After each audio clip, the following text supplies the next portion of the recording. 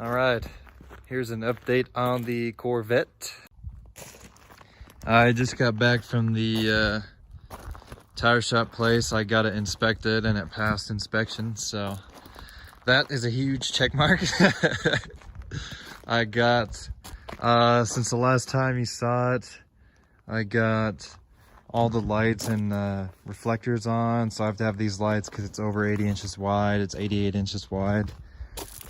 So I got the clearance lights on the front and on the fenders and on the back and stuff, which was really annoying. And then I had to weld these guard things for the wires and stuff on there and tied all the wires down. So the whole back end is completely done. Well, yeah, and I put mud flaps on it. They're long right now because it's going to be lifted a little bit, so I'll cut them later. I put mufflers on for the inspection. They're kind of too big and they're really close to the tire, so I'm going to end up getting different ones. But just put those on for the inspection. What else? Nothing else really. I mean, the whole back is done. So now what I'm going to do, and these are still just the tires I'm using to mock it up.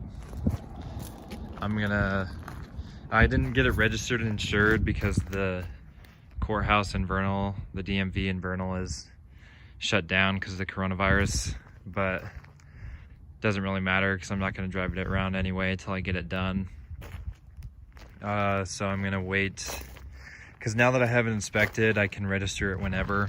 So I'm going to wait till they open back up to get the registration for it and get it insured. But now what I'm going to do is rip off the front bumper, rip off the front fenders, take those tires off the back and bolt them on the front so that I can start making fenders for it and making the new off-road front bumper using those tires to mock it up, because these are actually the same size tire that I'm going to run in the front, and the ones I'm going to run in the back are going to be just a little bit taller and quite a bit wider. And then I'm going to get wheels that are offset to bring the tire out to the edge of the fender.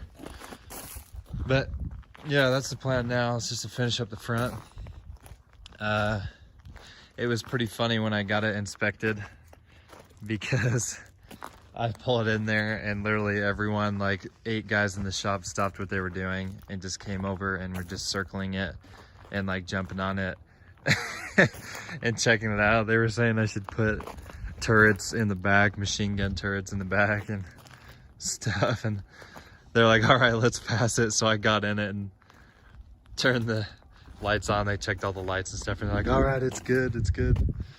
So, but no, they went through and like checked the mufflers and the mud flaps and the frame and stuff too, because they're like, well, we should probably make sure this is legit since our name is going to be on this. But it is legit. I've gone through all the checklists from the Highway Patrol to make sure it's legit, and so far it is. I don't know if it will be forever. Don't know how long it's gonna have mufflers. Probably not very long. This muffler's all crooked because it got rear-ended, and so it's all. I think this one looks pretty sick, but I'm probably gonna have the exhaust tips come out of the bumper or out of the side. But yeah, that's an update. It's coming along. Now we're gonna start on the front. Seems like I've been working on the back forever. That was so much freaking work. Tell you what, that's a lot of sheet metal. The front is not gonna have nearly as much sheet metal, so hopefully that goes a lot faster. Fun thing is now I get to destroy the front again. Destroying the back was one of the funnest parts. So now I gotta rip all this beautiful Corvette plastic off and replace it with good old American diamond plate aluminum, aircraft grade.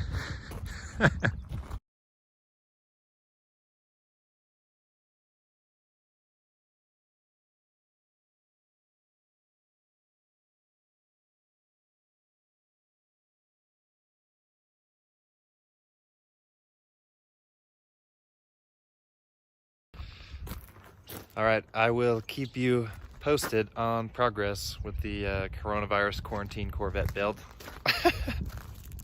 It's looking pretty gnarly right now. All right, peace.